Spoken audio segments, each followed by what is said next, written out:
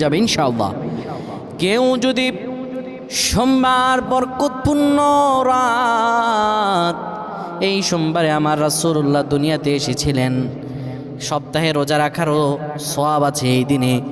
কোনো ব্যক্তি যদি সোমবারে ঈশার নামাজ পড়ে সুন্দরভাবে ওযু করে কিবলামুখী হয়ে বসে ইয়া যাল জালালি ওয়াল ইকরাম 100 বার পড়ে, 30 বার দুরূদ শরীফ পড়ে, 3 বার সূরা ইখলাস পড়ে, 3 বার সূরা ফালাক, 3 বার সূরা নাস পড়ে, 10 বার দুরূদ শরীফ পড়ে, আল্লাহর কাছে কোনো দোয়া করে, আমার রব্বুল আলামিনের কাছে দোয়া করতে দেরি হবে, কিন্তু আমার রব আল্লাহ রব্বুল আলামিন দোয়া কবুল করতে দেরি করবেন না।